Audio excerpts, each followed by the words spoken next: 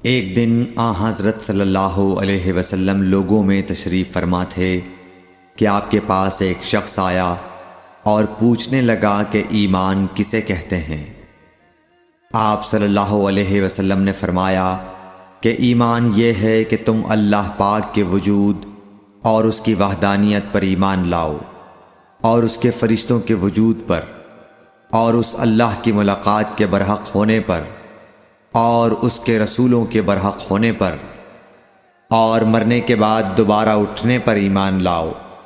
پھر اس نے پوچھا کہ اسلام کیا ہے؟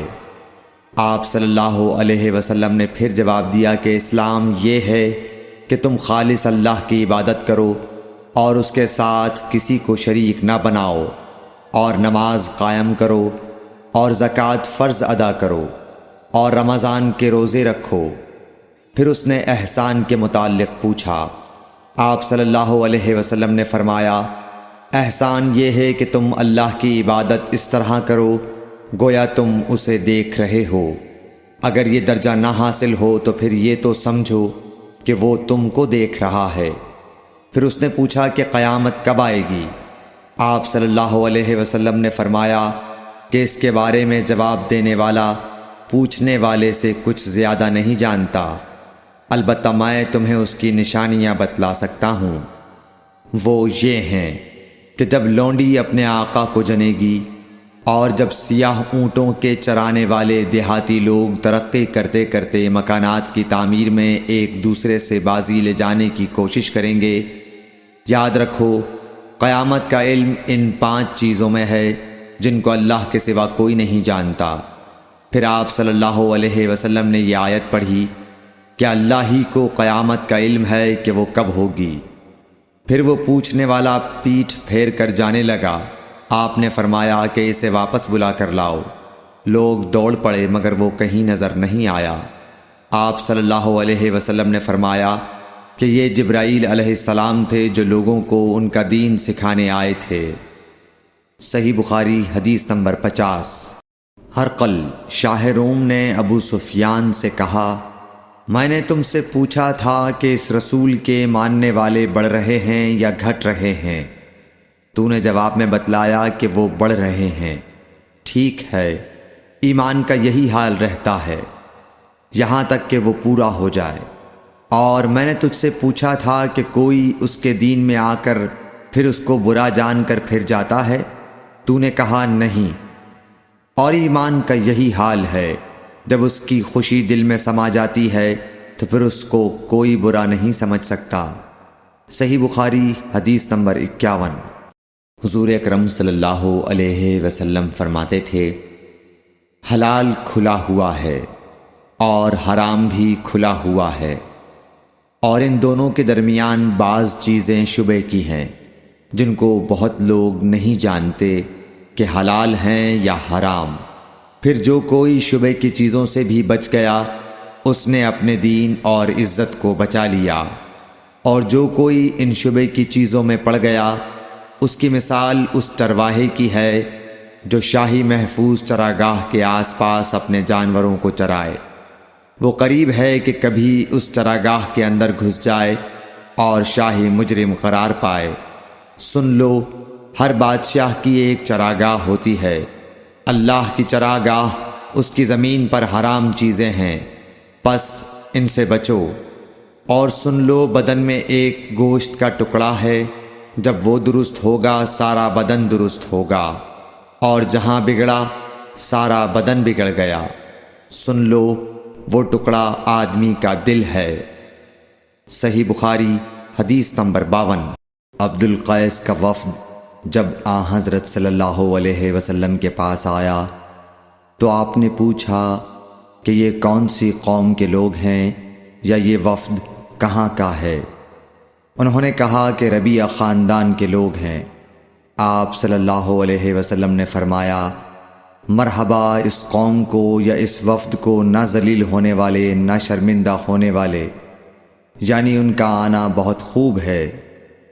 وہ کہنے لگے، اے اللہ کے رسول صلی اللہ علیہ وسلم، ہم آپ کی خدمت میں صرف ان حرمت والے مہینوں میں آ سکتے ہیں، کیونکہ ہمارے اور آپ کے درمیان مضر کے کافروں کا قبیلہ آباد ہے۔ پس آپ ہم کو ایک ایسی قطعی بات بتلا دیجئے جس کی خبر ہم اپنے پچھلے لوگوں کو بھی کر دیں جو یہاں نہیں آئے، اور اس پر عمل درآمد کر کے ہم جنت میں داخل ہو جائیں۔ اور انہوں نے آپ سے اپنے برتنوں کے بارے میں بھی پوچھا۔ آپ صلی اللہ علیہ وسلم نے ان کو 4 باتوں کا حکم اور 4 قسم کے برتنوں کو استعمال میں لانے سے منع فرمایا۔ ان کو حکم دیا کہ ایک اکیلے خدا پر ایمان لاؤ۔ پھر آپ صلی اللہ علیہ وسلم نے پوچھا کہ جانتے ہو ایک اکیلے اللہ پر ایمان لانے کا مطلب کیا ہے؟ انہوں نے کہا کہ اللہ اور اس کے رسول ہی کو معلوم ہے۔ آپ نے فرمایا کہ اس بات کی گواہی دینا کہ اللہ کے سوا کوئی معبود نہیں، اور یہ حضرت محمد صلی اللہ علیہ وسلم اس کے سچے رسول ہیں، اور نماز قائم کرنا اور زکوٰۃ ادا کرنا اور رمضان کے روزے رکھنا اور مال غنیمت سے جو ملے اس کا 5واں حصہ مسلمانوں کے بیت المال میں داخل کرنا، اور 4 برتنوں کے استعمال سے آپ صلی اللہ علیہ وسلم نے ان کو منع فرمایا، سبز لاکھی مرتبان سے اور کدو کے بنائے ہوئے برتن سے، لکڑی کے کھودے ہوئے برتن سے اور روغنی برتن سے، اور فرمایا کہ ان باتوں کو حفظ کر لو اور ان لوگوں کو بھی بتلا دینا جو تم سے پیچھے ہیں اور یہاں نہیں آئے ہیں۔ صحیح بخاری حدیث نمبر 53۔ حضرت صلی اللہ علیہ وسلم نے فرمایا، عمل نیت ہی سے صحیح ہوتے ہیں یا نیت ہی کے مطابق ان کو بدلہ ملتا ہے، اور ہر آدمی کو وہی ملے گا جو نیت کرے گا۔ پس جو کوئی اللہ اور اس کے رسول کی رضا کے لیے ہجرت کرے اور اس کی ہجرت اللہ اور اس کے رسول کی طرف ہوگی، اور جو کوئی دنیا کمانے کے لیے یا کسی عورت سے شادی کرنے کے لیے ہجرت کرے گا تو اس کی ہجرت انہی کاموں کے لیے ہوگی۔ صحیح بخاری حدیث نمبر 54۔ حضرت صلی اللہ علیہ وسلم نے فرمایا، جب آدمی ثواب کی نیت سے اپنے اہل و عیال پر خرچ کرے پس وہ بھی اس کے لیے صدقہ ہے۔ صحیح بخاری حدیث نمبر 55۔ حضرت صلی اللہ علیہ وسلم نے فرمایا، بے شک تو جو کچھ خرچ کرے اور اس سے تیری نیت اللہ کی رضا حاصل کرنی ہو تو تجھ کو اس کا ثواب ملے گا، یہاں تک کہ اس پر بھی جو تو اپنی بیوی کے منہ میں ڈالے۔ صحیح بخاری حدیث نمبر 56۔ جریر بن عبداللہ رضی اللہ تعالی عنہ نے کہا کہ حضرت صلی اللہ علیہ وسلم سے میں نے نماز قائم کرنے اور زکوٰۃ ادا کرنے اور ہر مسلمان کی خیر خواہی کرنے پر بیعت کی۔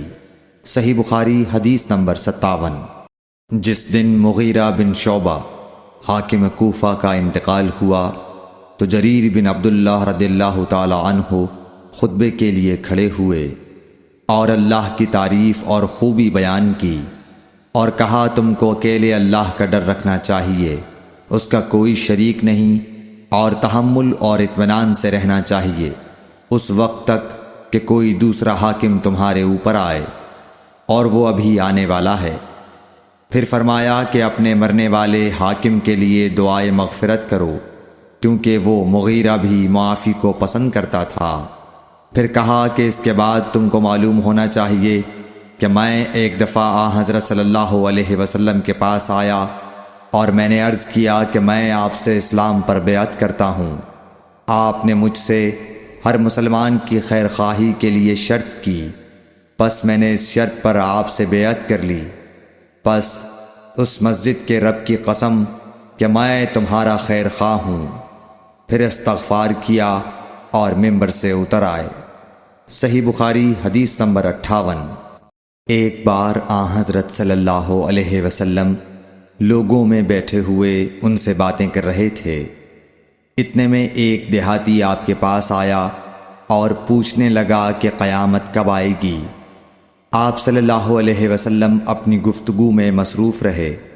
بعض لوگ جو مجلس میں تھے کہنے لگے، آپ صلی اللہ علیہ وسلم نے دیہاتی کی بات سنی لیکن پسند نہیں کی، اور بعض کہنے لگے کہ نہیں، بلکہ آپ نے اس کی بات سنی ہی نہیں۔ جب آپ اپنی باتیں پوری کر چکے تو میں سمجھتا ہوں کہ آپ صلی اللہ علیہ وسلم نے یوں فرمایا، وہ قیامت کے بارے میں پوچھنے والا کہاں گیا؟ اس دیہاتی نے کہا، حضور میں موجود ہوں۔